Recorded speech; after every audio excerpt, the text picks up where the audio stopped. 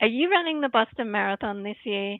Are you looking for some tips on what to expect at the Boston Marathon? Hi, I'm Peita, and welcome to episode 143 of the Flying RuNR Podcast. Tonight, we're diving headfirst into one of the most iconic races on the planet, the Boston Marathon. Whether this is your first time towing the line in Hopkinton or you're a seasoned qualifier chasing a personal best, Boston is a beast all on its own.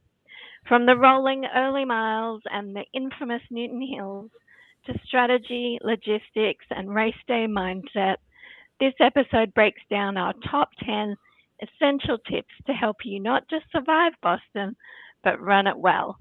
Lace up, settle in, and let's get you ready to conquer Boylston Street. As you know, we love running and sharing our adventures of running around the world. We are the only podcast with 5 7-star world major marathon runners, and this is the Flying RuNR Podcast. Are you ready to run? Let's go.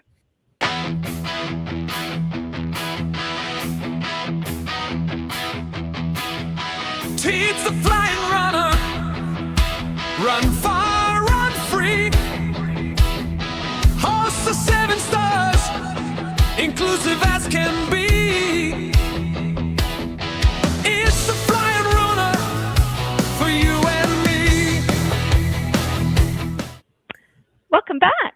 Well, before we talk about everything there is to know about Boston, let me introduce you to my co-hosts tonight, Tony, Lucia, Tara, and of course, Tim. Guys, how was your week? We might start with Tony this week. Well, my week has been very busy, but no running. So we decided we'd spend the 4-day Easter weekend painting the house. So we've been in all sorts of positions and bending over and hunched over. And anyway, so to cut a long story short, I think I'm at the moment more pain than what I've ever had running a marathon. So no running from us at all. But we've had a very productive weekend. Great. All self-inflicted too, so, you know. Lucia, how about you? I did my long run, actually stuck to my plan yesterday, which I was quite excited about. 10K, so starting the build up again. And today, so in Sydney in the moment, we've got this Royal Easter Show. So kind of like in Queensland, the Echo Day.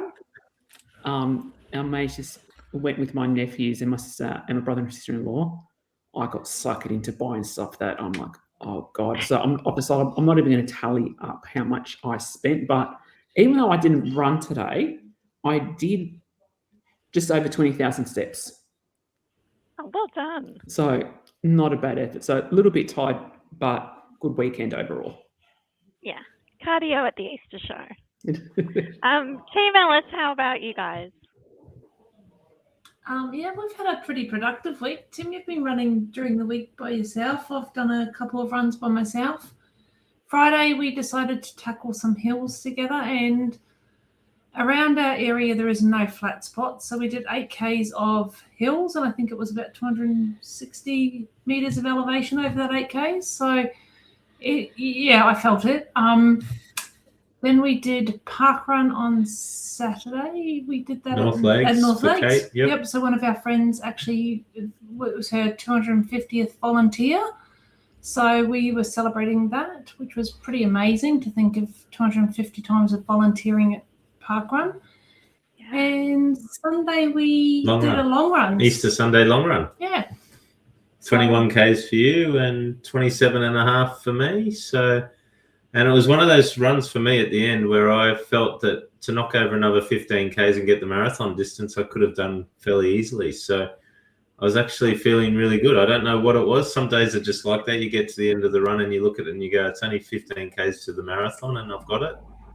And Sunday was one of those days for me. I know it was a bit tougher for you, Tara, but it was a little bit tougher for me. Some days are good, some days aren't. But I was really fortunate to have some really good company on my run. Not just Tim. I had 2 of my really good friends join me today on Sunday. So it's always lovely running with those I've got Diane and Lisa on Sunday, so that was very lovely. Yeah. Oh, Yep. sounds great. And this What is about you, training for GC30, right? GC30, yes. So GC30 Oh, is in wow. 5 weeks or something like that, 4 or 5 Yeah. weeks time, middle of May. So, I'll do the 30 and Tara's doing the 21. So, judging by Sunday's efforts, we can get there. Now it's just about pace and getting a bit quicker over that distance. But that will naturally happen over the next few weeks as it gets a bit cooler here in Brisbane anyway. Yeah. Oh, you're on track for sure. You're going to kill it at this rate. Well, guys, it's race week for me. I can't believe it. It's finally here. I think I'm in denial. But here we go. So Friday I'll be travelling down to Hobart for the marathon on Sunday. Did my last long run. Was that yesterday? Yes, Sunday.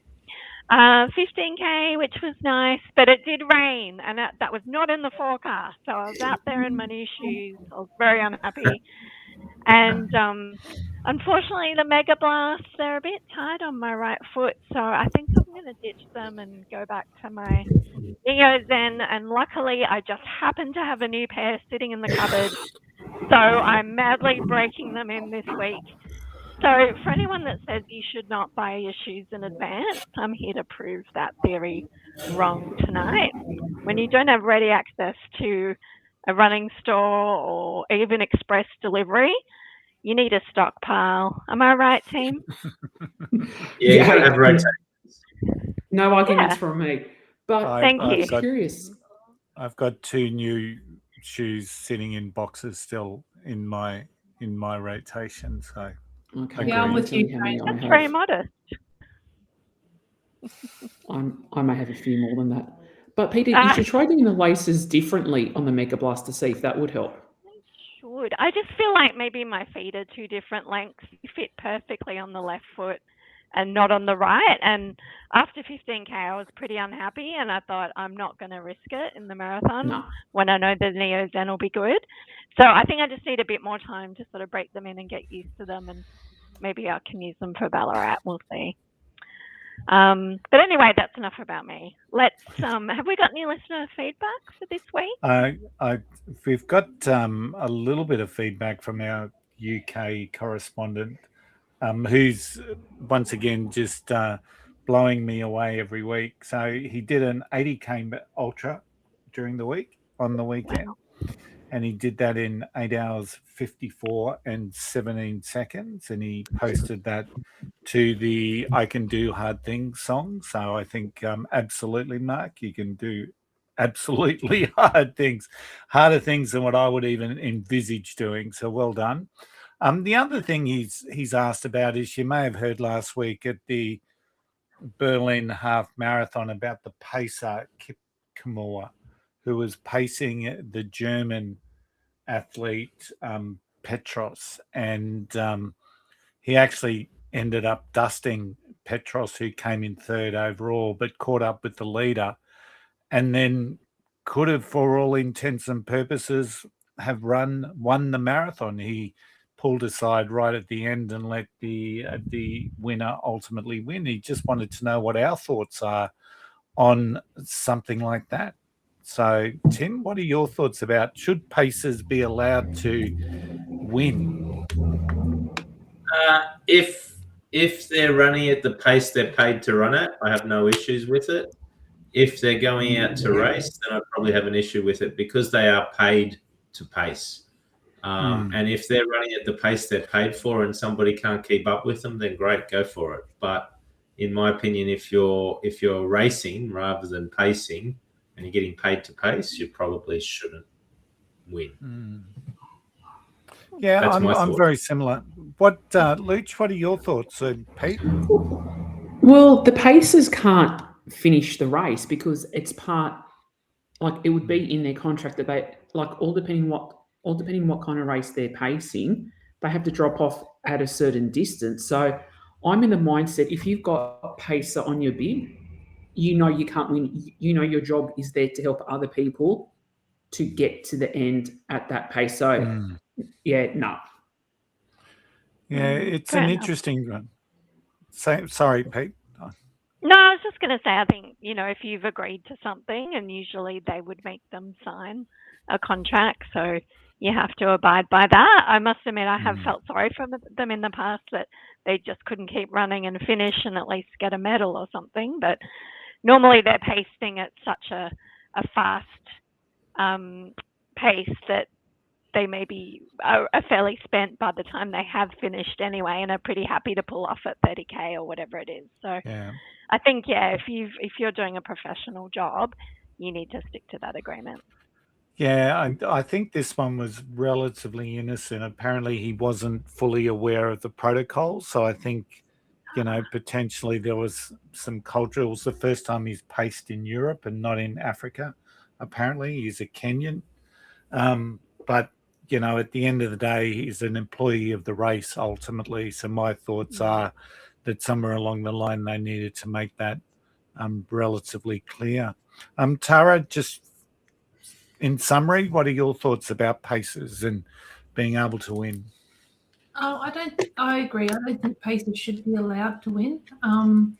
They are paid to do a job or sometimes it's volunteer work, but they shouldn't be allowed to win. They're there to help other people on course. So, Absolutely.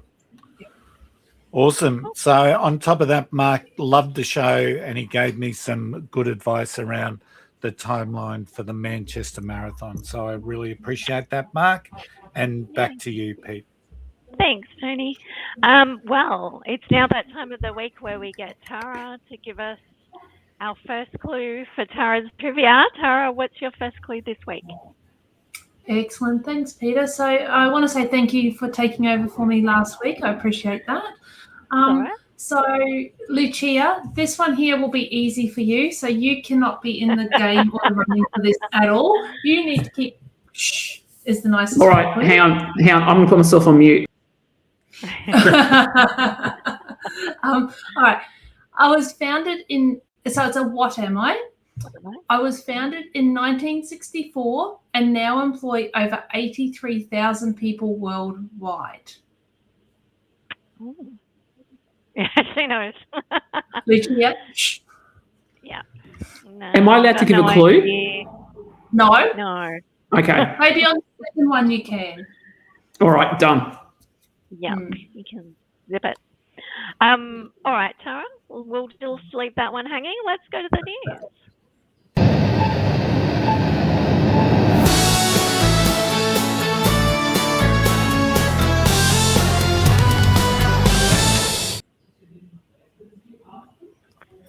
So, Tim, what's been happening around the world this week? Alrighty, thanks, Peter. First bit of news is around the Wolverhampton 10K race. And why is this one on my radar in the news? There was a number of complaints over the organisation of the event a couple of weeks back, and it's probably the biggest nightmare for organisers of an event. We know when you sign up for a race, you have an option, pick up the bib at the Expo, or you can get it in the mail. In the case of this race, there were issues with the race packs getting delivered to people's houses on time. As a result, it meant that there were many runners that had no bibs. And as a result, it meant there was massive queues on race morning for runners to collect their race numbers. So it meant that also the organisers actually ran out of blank bibs to hand people and to put their numbers on. It also meant because they were blank bibs, they didn't have timing chips in them, so there was no official results. In some instances, handwritten pieces of paper were used with numbers written on them. So I can just imagine how they would have lasted for the length of a 10K race. It delayed the race start by around 15 minutes late. It was a lot of inconsistency in communication from organisers, which left runners unsure whether they were officially entered or insured on the race day. There were no official race photos available for those who didn't have the right bibs on. It led to lots of social media backlash from everyone. Now, the guys who organised this event run through are apparently a very good organisation who have organised many races before in the UK. It just seems like in this time it didn't work out. There are reports of furious runners who are wanting to use this race as a PB to qualify, but couldn't. Guys, it's just one of those situations, I guess, that, sometimes things don't work out the way they should. I don't know what your thoughts are, but I'd be a bit filthy if it was the main race that I was lining up to do for the year and I had a PB all lined up for it and I couldn't get an official result or official time. You'd be pissed. Yep. Yeah, you would definitely be pissed, but it's different now knowing that these guys organised races previously, and sometimes it's just bad luck, unfortunately. Like the UK Postal Service on a good day when I used to live there, and that was 20 years ago, a bit more now, was bad. So I can only imagine, because I think the UK Postal Service has even cut down on services. So whilst it is unfortunate, I'm sure they would have done everything they could have to try and avoid it. That's why now I don't get bibs posted out to me. I'd rather pick it up at the venue, because the one time I did have a bib posted, it was for a Melbourne half marathon. Had it posted, it arrived perfect. Guess what I leave in Sydney? And so then I had to pay for a replacement bib. So after that, I vowed I don't get bibs posted. Yeah, fair call. And I feel so sorry for the volunteers too. Imagine being there trying to scramble to write new numbers and people no doubt being cranky and, it's just like a comedy of errors. That event, it was one thing after the other went wrong. So I feel terrible for them.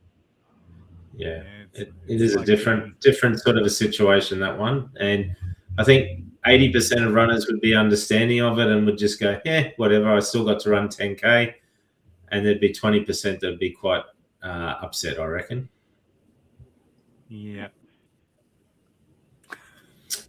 All right. The next bit of news is another doping scandal coming out of Kenya. Albert Correa, who is the 2021 New York City Marathon champion, has been handed a 5-year ban by World Athletics through the Athletics Integrity Unit after admitting to a doping violation. He tested positive 3 times for SERA, which is continuous erythropoietin receptor activator, a long-acting and banned blood-boosting substance, which is related to EPO. And he was tested during out-of-competition tests in October 2025 whilst he was training in Kenya. Because the drug was detected on multiple occasions, it normally carries a 6-year sanction. He admitted the violations, he's waived a hearing, and he's received a 1-year reduction, which means he's banned from running until the 7th of January 2031. So it'll be good to go for Brisbane Olympics in 2032, but he'll be too old, unfortunately. All of Correa's results from the 3rd of October onward have been disqualified, including his 3rd place at last year's New York City Marathon. He is allowed to keep his 2021 New York City Marathon title. He's been one of the most consistent marathon performers in the world, with multiple New York City Marathon podium finishes and wins, including the 2025 Ottawa Marathon in Canada. So he's a particularly high-profile athlete that's been caught. Guys, you know my thoughts about people who do drugs, so it's good riddance to Albert. I don't want to hear his name mentioned anymore. Good work by the anti-doping agencies, but again, it's another Kenyan athlete caught up in drugs. And I think, at some point, if this continues to keep happening, World Athletics is going to have to step in and probably ban Kenya as a country from running, which would be a very sad thing for the athletes that are actually drug-free. But yeah, I don't know. I don't know what your thoughts are. We talk about this over and over and over again, but for me, it's just another one that pisses me off. It's just unfortunately giving the rest of the Kenyan athletes who are clean a bad reputation, which is really unfortunate because not all Kenyans are drug cheats.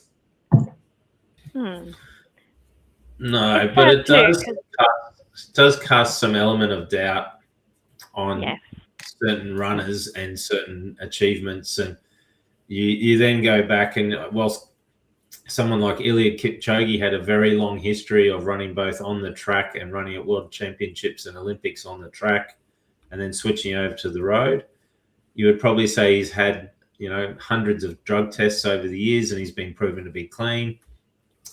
But then you see somebody like Kelvin Kipton, and I'm not putting any doubt on Kelvin Kipton, but he's running super fast times, or ran super fast times in a very short period of time, came from nowhere. Was he on drugs? I don't know. There will always be a question mark over it. And that's the unfortunate thing. We just won't know with a lot of these athletes.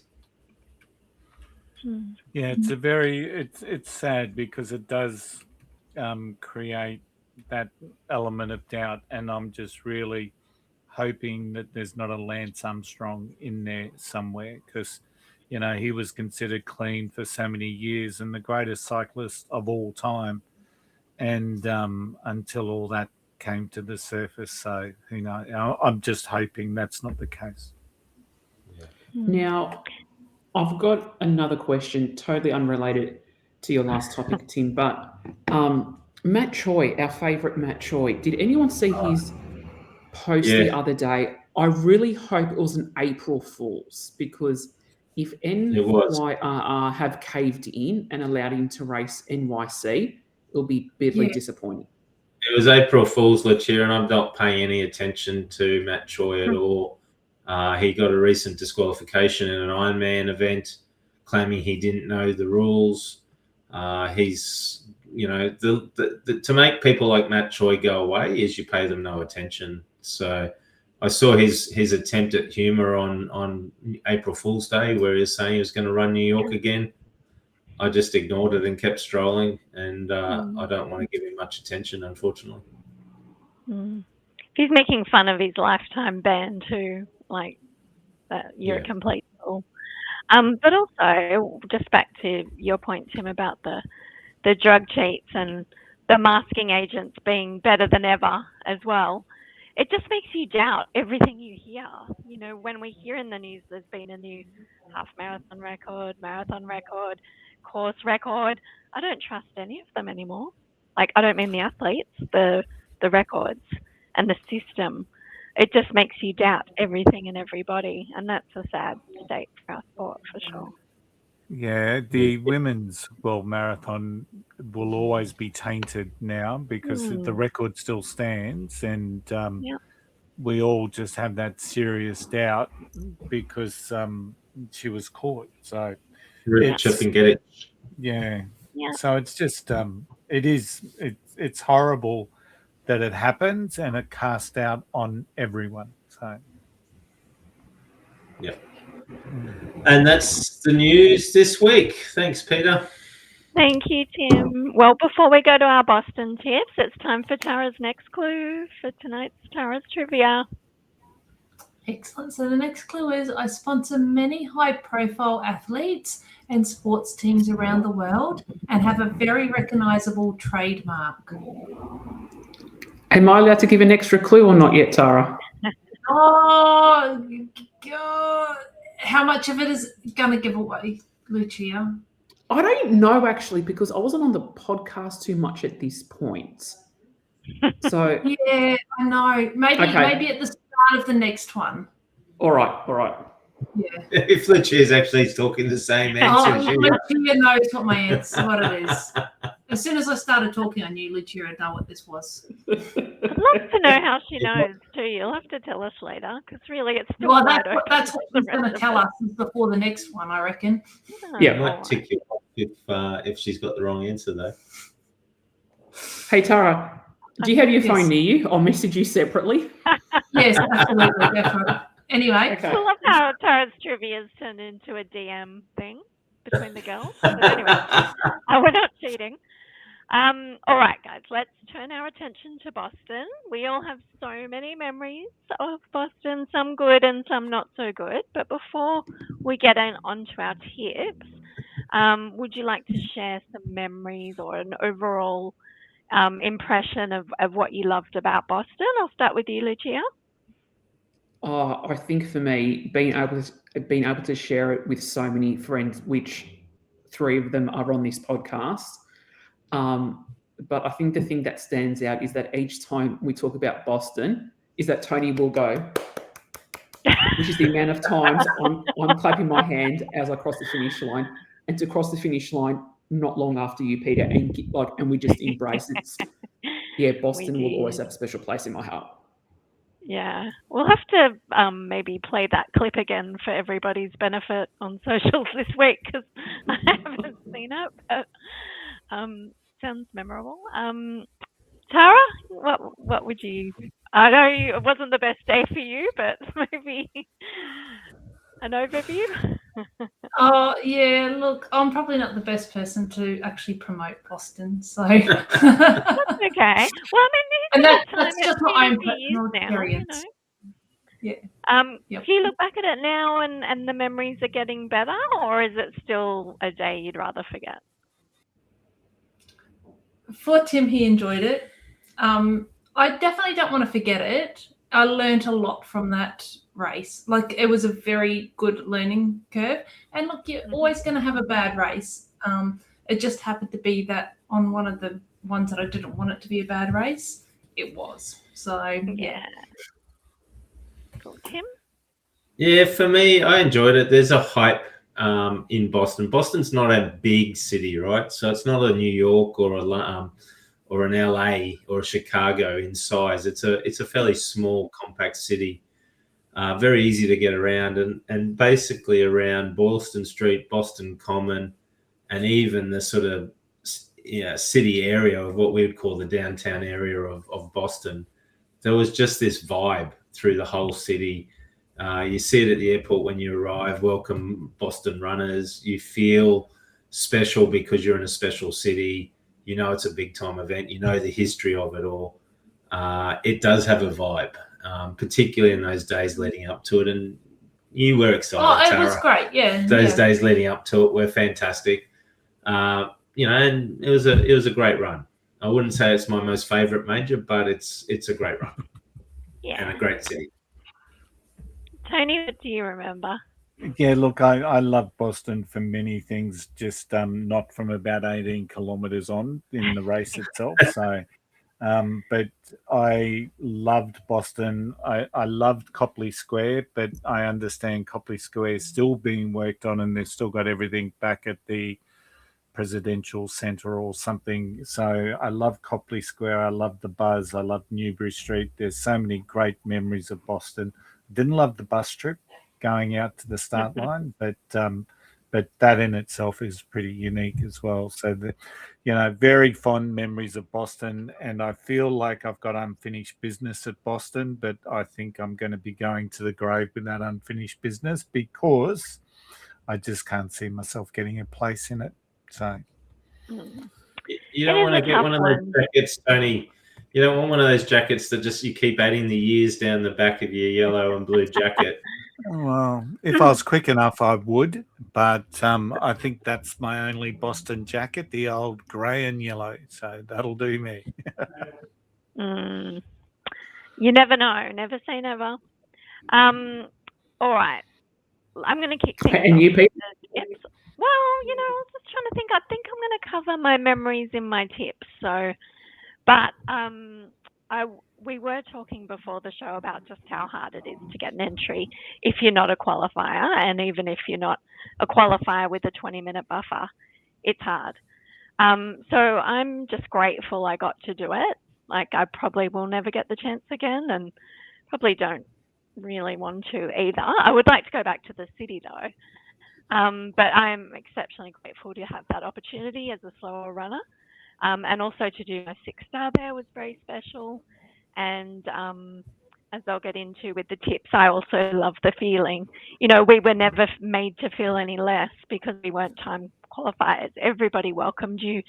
The whole city got into it, which I loved. And the course support was fantastic. So you felt special regardless of how you got there. So if you get to experience that as a runner, it's a huge privilege. So tips. We've got a lot of tips for you listeners. So if you're running, get your notepads. I'm going to start off with my top 10. Firstly, as Boston, it is not as big as the other cities, but quite easy to get around. And I love that a lot of the things we needed to do were walking distance, but Google Maps is great. It's easy to take the T, which is the train around. if you need to get anywhere. Some great things to do if you're into sports is go watch some of the local teams. There'll be Celtics games on, there'll be baseball on. You know, that's such an experience for us as Australians, so I highly recommend that. You can buy your tickets online. I did love that, you know, where we were staying at Copley Square, you could just walk to the Expo. That was the first time ever, I think. And also walk to the finish line and just hang out there and take photos. And they had music going all the time, and all the runners were there doing the same thing. It was really, really fun. Speaking of the Expo, there is no shortage of merchandise, people. So don't panic and think, oh my gosh, I've got to pre-order everything like Tokyo. And if I can give you the tip, if there's really long queues to pay for things, go next door to Dick's Sporting Goods. It's a fantastic store.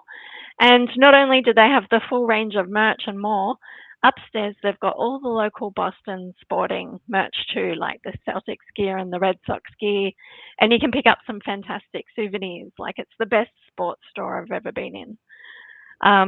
Also, Marathon Sports is another great one. We ended up buying our jackets there because we could just try them on in peace and not have to queue up, and it's the same price everywhere. So be remiss if I didn't mention food. Now, Boston, like New York, does a fantastic filled bagel. There was this fantastic bakery on Boylston Street called Finnegal, a bagel. And their bagels were just outstanding. So you're not going to want for carb loading or pre-race treats. You know, the good food is everywhere. I'd also recommend, you know, take a tour around Boston. We did like a army duck tour, which was really fun around the city. And then we got to go in the harbour, as they say in Boston. And that gets you off your feet, which is great too. And you can see a bit of the city without walking. And also Boston, there's a lot to see.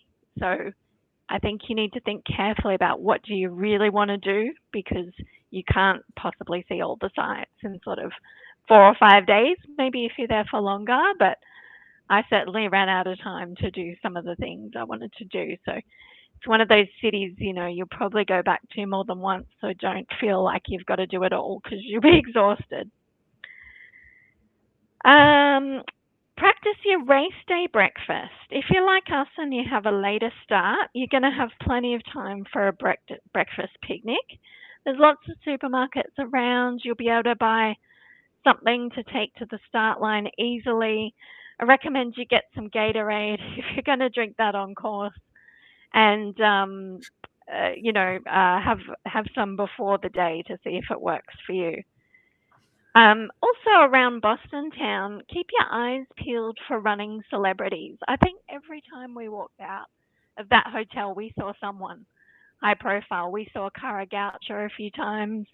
When we were coming back from the event with our medals around our necks, we ran into Joan Benoit Samuelson. We got a photo with her and our medals, and she'd just done her 6-star the year before, so that was really cool. High-profile people everywhere at Boston, so you never know who you'll run into. Also, on course, the gels of the day are Morton, and if you know how much a Morton gel costs, if you've got like a bum bag or some empty pockets, the volunteers are very generous with them. You can easily pocket about $50 worth of Morton gels, and I know because I did. And they do not run out for the back of the packers. So fill your pockets, people. And my last tip is save some energy for those Newton Hills. I really underestimated them because all you heard about was the downhill. And watch yourself on the downhill in the first sort of 5K. But then I didn't realize that Heartbreak Hill, there was actually one that was way worse before that. And I definitely did not do enough uphill training. So just really conserve that whole first 20K, I reckon. So you've got something in the tank for those hills. Right, I'm exhausted. How good was that? Thanks, Tony. Well done, Pete. You're right about. Sorry, I was just going to say you're right about the Heartbreak Hill. The hill before Heartbreak Hill, I reckon, is worse than Heartbreak Hill. Yeah, I for think sure. so too. And I was think thinking to myself, is this it? This must be it. No? And it wasn't. people kept saying I lost count, so I lost count after 2. So I think there's 4 or something, isn't there? So 5. I think there's 5 hills. Yeah. yeah. Yeah. It's probably a bit late now, but if you're doing Boston in future years, I would have included some hills in my long runs, 3/4 of the way in training. But no, I just didn't know. And that's my own fault because I didn't study the course map. So that's a hot tip if you do have time to incorporate some uphills late in your runs when you're tired, that would really help you. Apologies, Tony, your go now. Okay, awesome. So now that there's very few left, but that's okay. I'm going to start with some non-marathon things. So you've got to go to Cheese Restaurant. So that's one of the first things we did when we landed. We've been to Boston twice, and it was our second time in Boston. So we landed late after some delays, and we went straight to Cheese Restaurant, which is near Boston Common. And it was awesome. So you've just got to do it. I mean, the food's okay. It's nothing really to write home about, but you've got to go to Cheers, right? Which then also sort of picks up in the same tip to stay as close to the finish line as you possibly can, because as Peter was saying, there's just so much vibe around the finish line, around Boylston Street, Copley Square, those sorts of areas. So the closer you can stay, I know it's incredibly expensive, but hey, for most of us, it's going to be a once only trip to Boston to run the marathon. So please spoil yourself. So head to Fenway Park. We caught the Red Sox there, but also near Fenway Park, there's a really good Wahlburgers. So seeing that we all love our food, so that was also a good little place to stop, just to go to Fenway Park when there isn't a game on, just have a bit of a soak in of the atmosphere around the precinct and go to Wahlburgers. Catch some live music down at, I always say this wrong, Faneuil Park Hall down on the water. I caught a musician down there called Sam Demetrius, and he was just legendary. While we sat back and had some of the Boston world famous pizzas, and a little bit of cross promotion here. He also came on my music podcast, Unfiltered and Undiscovered. Really nice guy, and just a really cool zone to go and eat and chill and relax. So Boston Common, you've got to do some runs in Boston Common. Who knows who you're going to run into? Everyone's doing their warm-ups, their whatever they're called, shakeout runs around Boston Common. But it's a really nice place, even just to go relax and unwind and just walk very slowly around. It's just awesome. And I know Lucia's got a little bit more about the 5K, but my advice is just do the 5K, right? So it was just an awesome event. Let's talk a little bit about the tips around the course. It's a point-to-point, which is a very unique course for our majors. Logistics are different. You catch a bus to the start. It will take about an hour if your bus doesn't get lost. So please make sure you don't do as I do and not drink while you're on that bus, because dehydration is real, my friends. And there are plenty of toilets around the start, around the athletes' village. The other thing that the course is really challenging is in a lot of the majors, you can actually do a bit of recon around the course itself. You can't do it. You can't go out to Hopkinton one day and then drive your way in. I guess you could, but it's there's quite a lot of time caught up in that, and there's more important things to do. Peter talked about the downhill. It is downhill from the start. Don't fall for it. Don't go too fast. You've just got to have patience. Although I must say, when I was looking back at my times, I was 35 minutes for my first 5K, so I didn't even take my own advice. That was pretty quick for me. And maybe that I paid the price for that. I really enjoyed the crowd support. I was surprised that the crowd support was still there, especially down Boylston Street. For us, I was 6:05 on the day, so even for us back of the pack runners, the crowd support was pretty good. Wellesley College is just what you need as you're coming towards the Newton Hills, the old Scream Tunnel.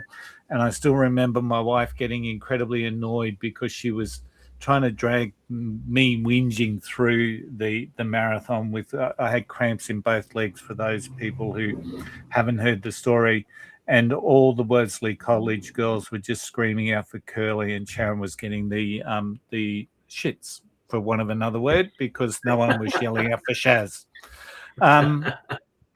You got to prepare for the weather. It's really weird, Boston. It was raining the day we did it, and cool, but then the following year it was hot. So you could get anything for Boston. It could be strong headwinds, it could be torrential rain, or it could be some heat. So you've always got to be flexible. And once again, whatever race day brings, you just need to be ready for it. Iconic finish turning into Boylston Street. It's just unforgettable. It's one of the most famous finishes in running. And just one of the things that I would say is just enjoy that final stretch. It's unless of course you need to charge on to hit the cutoff. I haven't mentioned cutoffs yet, and I'm sure that will be covered by someone else. But enjoy that last little stretch of Boylston Street. To me, I think Boston's more than a race. It's a legacy. There's some real solemn moments as you're coming down Boylston Street as well, when you remember the events, the bombing that happened 2013, around that time. There's some real deep history around. I think it's 130 years this year, so it is just an amazing event to be part of, and you should never ever take it for granted.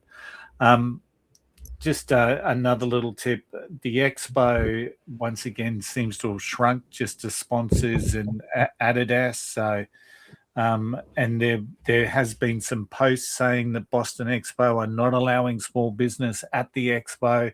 So I think that means even more reason to go to Newbury Street, because there's even more pop-ups happening there this year, from what I can understand.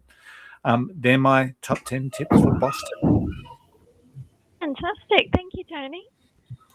Lucia, let's go to you. So, Boston, well, many of our listeners will know I had a good day in Boston, so I've got very, very fond memories of it. So some of the tips I will cover have already been covered, so I won't go into too much detail about them. But as Peter has mentioned, don't panic about the merch like I did. I did pre-order, which I kind of regret now. There are a number of stores along Boylston Street which have all of the race merch, so don't panic. When you go to the Expo, go by the back entrance, which is by the Prudential Centre.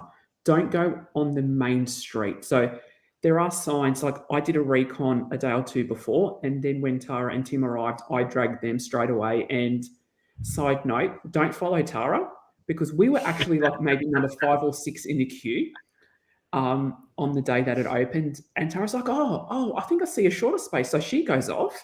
We're like, we're not going yet. And then Tim goes off. And then Tim's like, oh, yeah, no, come. And so then we go off. Turns out we were at the back of the queue in the end, but we met some lovely people, great chat. So don't go in via Boylston Street, go in via the Prudential Centre. It's a lot quicker. And if you're doing it the 5K on the Saturday, now this was a tip that was given to us by Robert Wang, but it is a very good tip. Get your T-shirt before the 5K race, so that way you're guaranteed to get the size you want. Don't forget the snack bag. Great snack bags they give out. And also, if you need anything in particular for race day, don't wait till the day before to get it. Get it a day or two before the Monday, because if you're after a banana, they will be gone. So anything, if you want anything in particular for race morning, get it a couple of days before. Then on race day, you get told what time you need to arrive at Boston Common. Trust the process, because if you try and go early, they're not going to let you in. So trust the process. Soak up the atmosphere on Newbury Street leading up to the race. There are a number of various pop-ups, and they're great. They've got some great merch. I got some great stuff at ASICS. Let's face it, I did buy a lot of merch in Boston. No surprise. So soak up the atmosphere. And when you do Medal Tuesday, do it a bit differently. As Tony has said, go to a Red Sox game. It's a great atmosphere, but a tip, they will ask for ID and they will not take the digital version. I tried to show my New South Wales driver's license on my phone. They would not take it. But I'm like, it's a legal document. They would not take it. You've got to have your physical license on you, and that's for any sporting event in the US. But courtesy of someone on this podcast, I still managed to have my beer that night, so that was all right. And I soak up the famous right into Hereford, left into Boylston, because that's when the emotions are going to take over, because that's when you realise I'm about to become a Boston marathoner, and there's nothing else like it. Like I honestly felt like I was going to cry.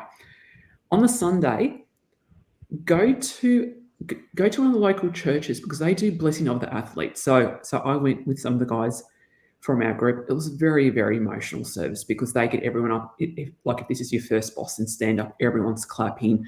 It got to a point, if you've done more than 20 Bostons, stand up. Great way to spend like an hour or two.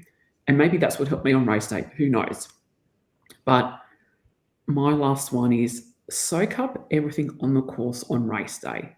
As they say, running Boston changes you, and it does. So they're my tips for Boston. Over to you, Tara. Excellent. Thanks, Luch. So my tips are, A, don't follow me at the Expo if I'm with you, obvious reasons. No, but in all seriousness, Lucia did cover this. Make sure you are on the right bus at the right time for your wave. They will not accept you on. You're wasting your time if you go down earlier. Take a throwaway jumper and a piece of cardboard to sit on at Hopkinton. You're not really there for a long time, but we didn't do drop bags. You can do drop bags, but we were close enough to the finish line that we didn't need to. But a throwaway jumper is amazing, and a piece of cardboard because you can sit on it. When you get to Hopkinton, find that it all starts here sign. Get your obligatory photo with it, because everybody needs that one.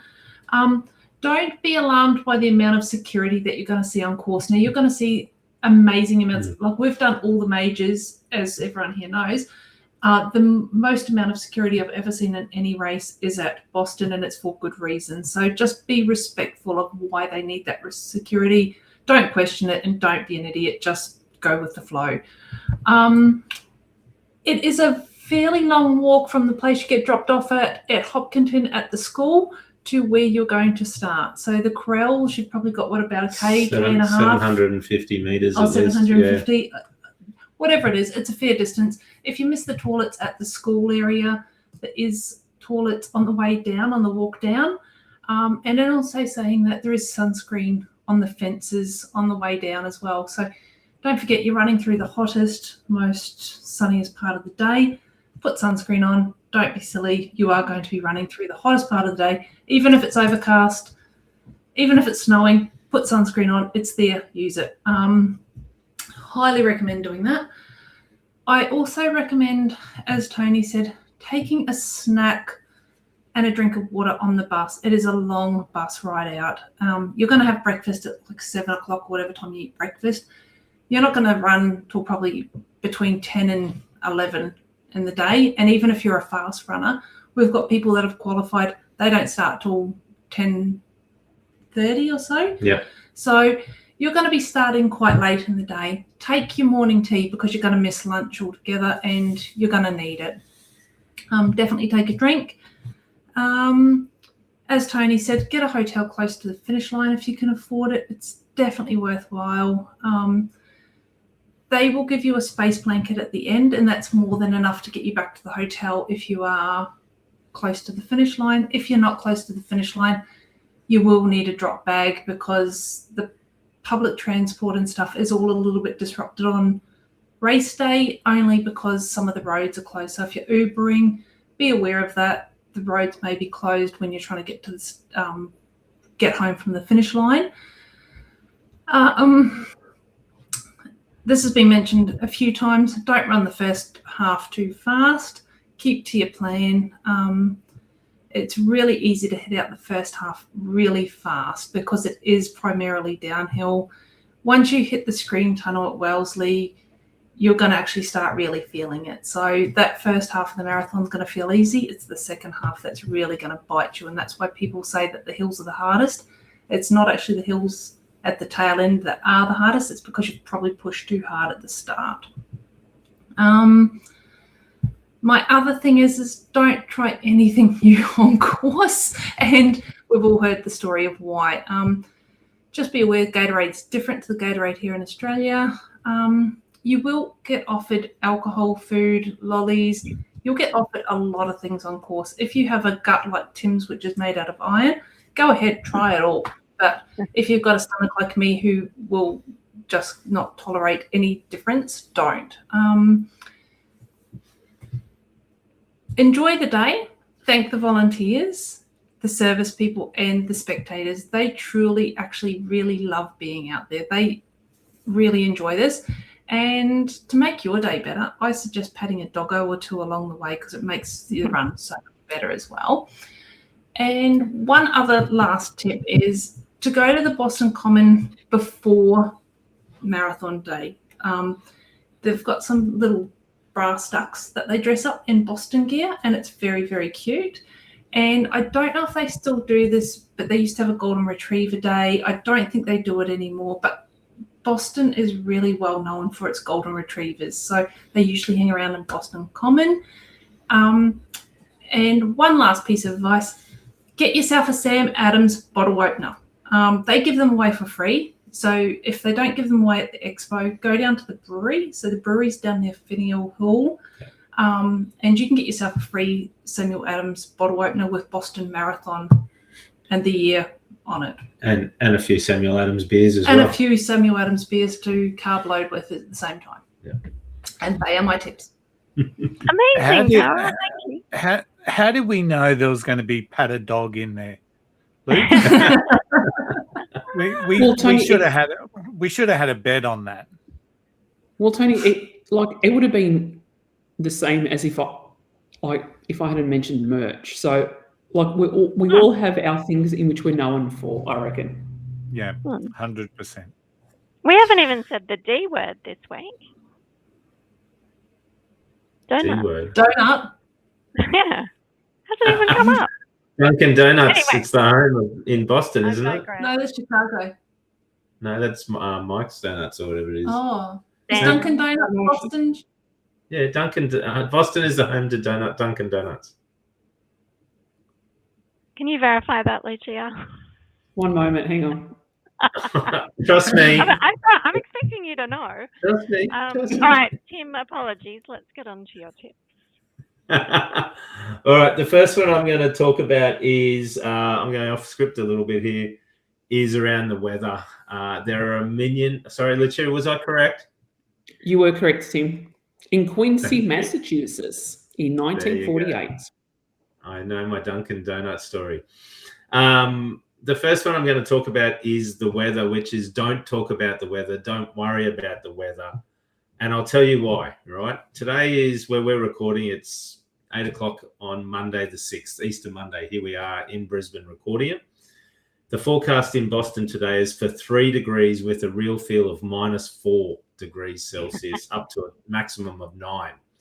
Tomorrow there is a 60% chance of snow falling. So today is 2 weeks out from Boston Marathon, and tomorrow there's a 60% chance of snow. On Wednesday, the temperature range is -2 to 7 degrees.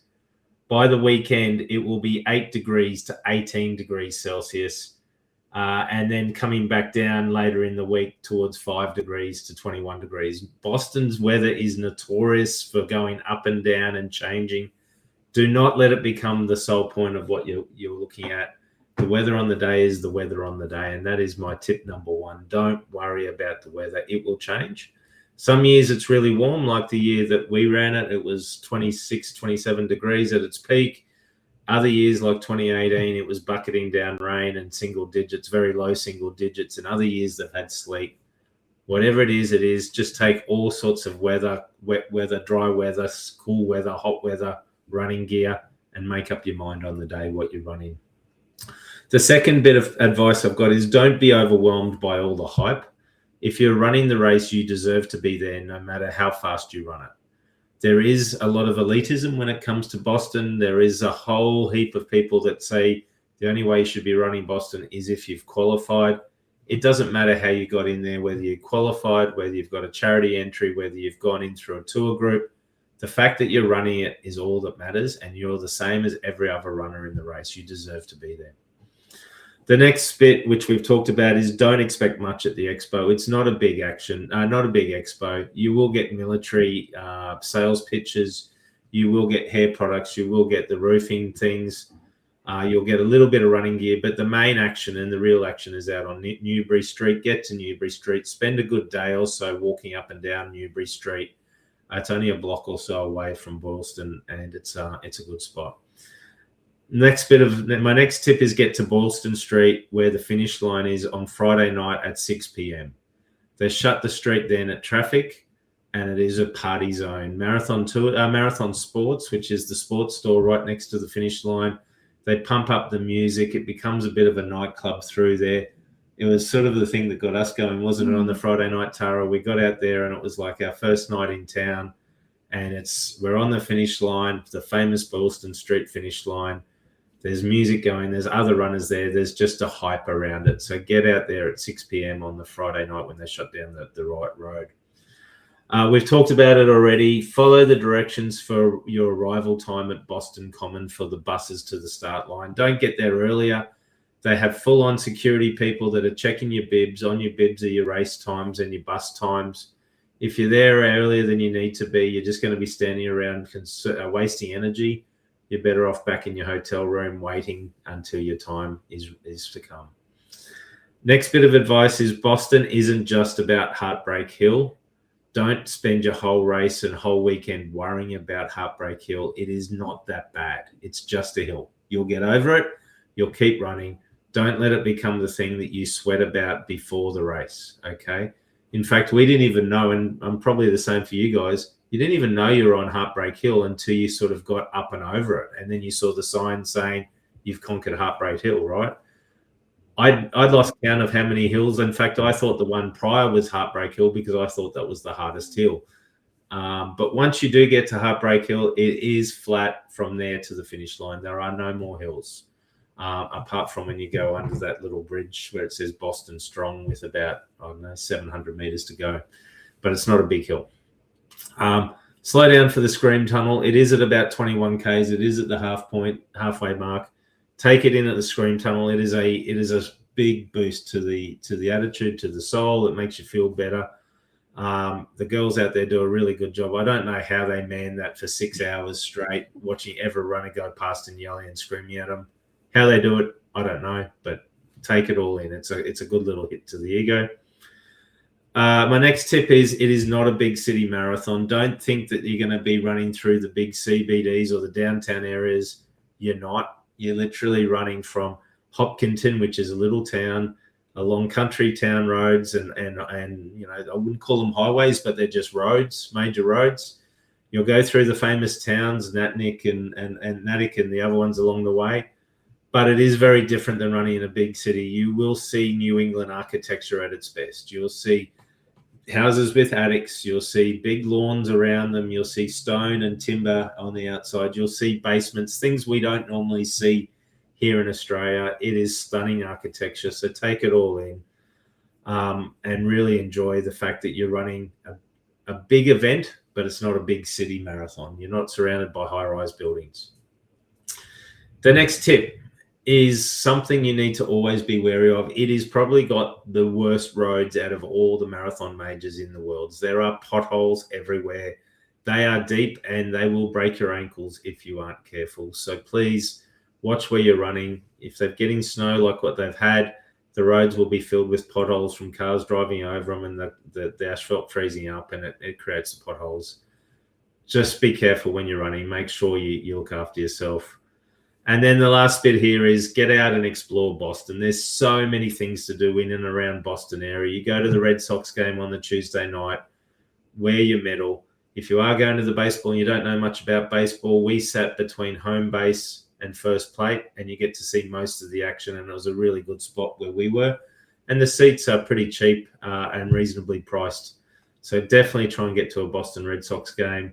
Go to the Cheers Bar, as Tony said. Do the Freedom Trail Walk. That's the historical part of Boston. You'll go past all the historical sites associated with the American Revolution and the huzzah as they threw the Boston Tea Party as well.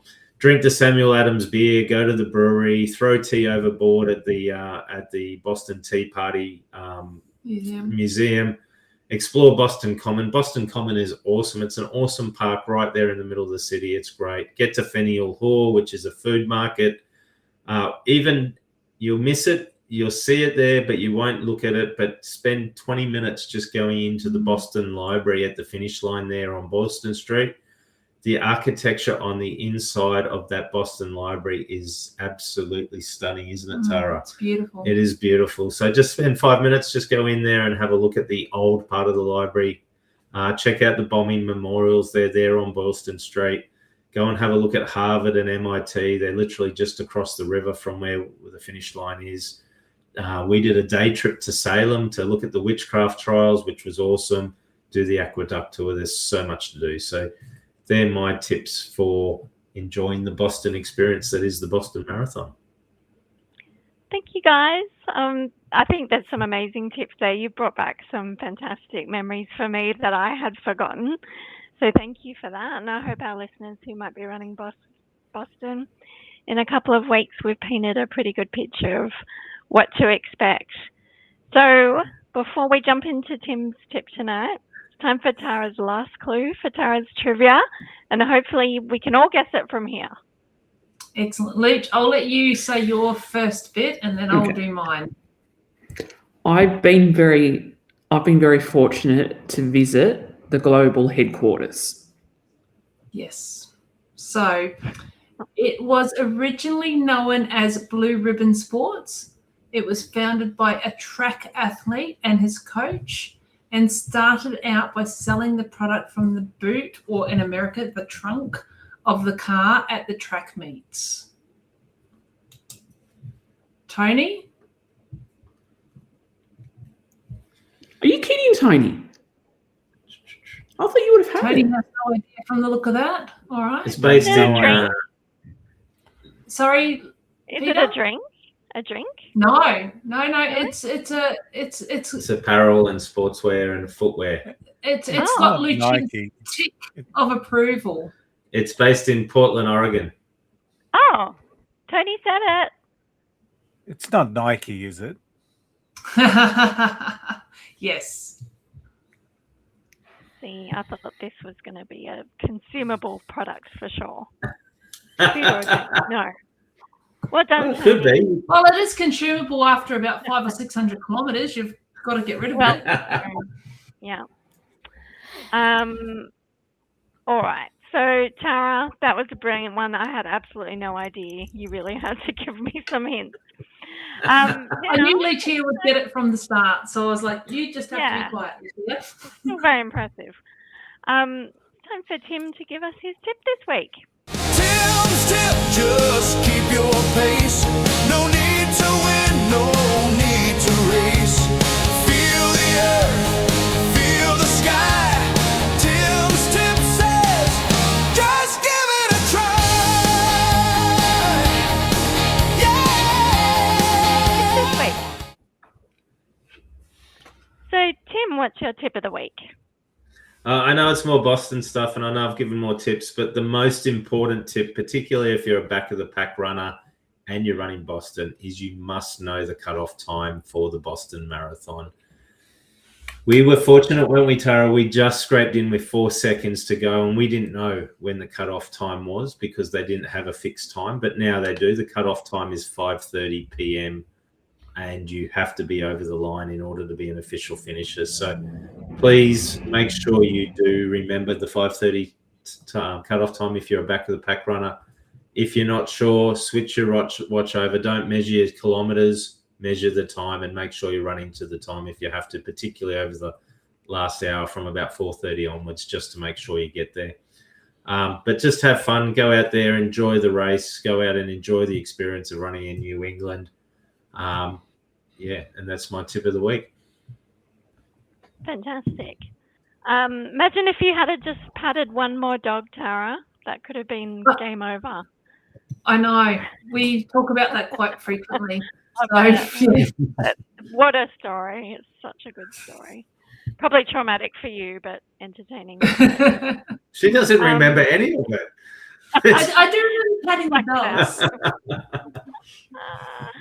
All right. Well, this episode is about to end, but before we do that, Lucia, what's on next week? Excellent. Well, thank you very much, Peita. So, given that we've talked about Boston tonight, that also means that it's going to be very close to the start of London, which is always 6 days after Boston. So on next week's show, we're going to talk about our top 10 tips for London. So very much like tonight's episode, we will reminisce and share our experiences of running the London Marathon. We'll give our tips to ensure that you have the best race experience ever. We'll talk about everything from the Expo to the finish line and everything in between, including sandwiches. That's a tip for next week. London is definitely one of our favourite events and definitely on our list to run again if we ever get into the ballot, if it's on the Saturday or the Sunday, who knows. And as we keep on saying, we are the only podcast with 5 7-star world major marathoners. And as usual, it will be another great episode and definitely not one to be missed. Thanks, Lucia. Well, that's it for this week's show. And as usual, it's been another fun one. And hopefully we've given you a laugh or two on your long run. Thanks, guys, for joining me tonight. Safe running. And we'll see you next week. We love making this podcast for you, our listeners. So why not contact us with a message on Instagram, Facebook, or email us at happyrunning@flyingrunner.com and tell us your thoughts. We love getting feedback and we'll reply to most messages in a very timely manner. So if you have any further questions about food or Boston, why not send us through a question or two? You can watch this episode on Spotify and YouTube, or listen on Apple, Amazon, and all other major platforms. Every step counts. Keep running, and we'll see you next time on the Flying RuNR Podcast. Happy running! Happy running!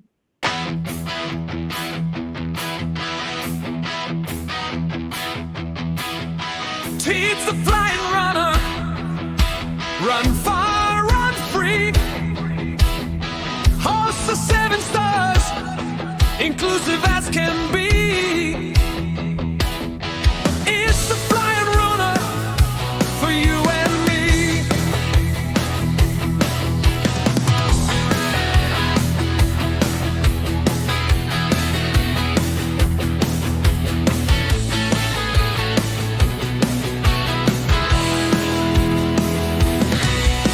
He's the Flying RuNR, run far, run free.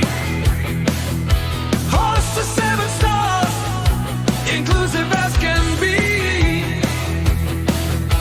It's the Flying RuNR for you and me.